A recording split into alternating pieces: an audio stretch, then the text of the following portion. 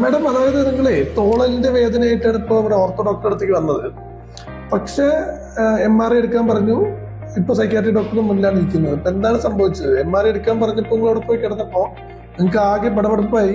നിങ്ങൾ പെട്ടെന്ന് എണീറ്റ് ഓടി ഇവിടെ എത്തി അല്ലേ?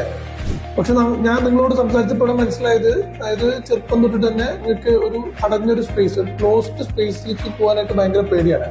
അത് കാരണം ഇപ്പോൾ 40 വയസ്സ്, എനിക്ക് തോന്നുന്നു ഇത്രയും വർഷം നിങ്ങൾ ഫ്ലൈറ്റിൽ കയറാനായിട്ട് ഭയങ്കരമായിട്ട് ബുദ്ധിമുട്ടിയിട്ടുണ്ട്. അതുപോലെ തന്നെ പല യാത്രകളും ഒഴിവാക്കിയിട്ടുണ്ട്.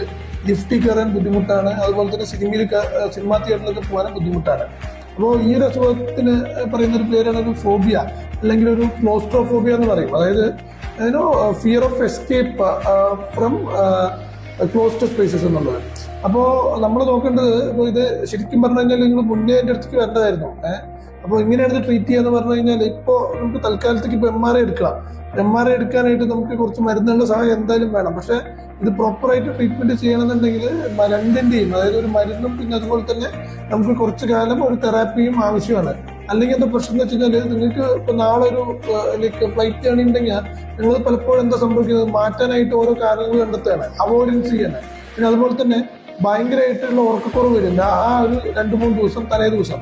അപ്പോൾ ഇത് നിങ്ങളുടെ ജീവിതത്തെ, ക്വാളിറ്റി ഓഫ് ലൈഫിനെ ഭയങ്കരമായിട്ട് ബാധിക്കുകയാണ്. അപ്പോൾ നമുക്ക് കൃത്യമായിട്ട് നമുക്ക് ഇത് എന്തായാലും നല്ലൊരു കാരണമായിട്ട് ഇപ്പോൾ MRI എടുക്കാൻ വന്നു എന്ന് പറഞ്ഞുകൊണ്ട് നമുക്ക് ഈ ഒരു അസുഖം ട്രീറ്റ് ചെയ്ത് ബെറ്റർ ആക്കണം. കൈവേദന മാറിയില്ലെങ്കിലും നമുക്ക് നിങ്ങളുടെ ക്ലോസ്ട്രോഫോബിയ നമുക്ക് മാറ്റിയെടുക്കണം.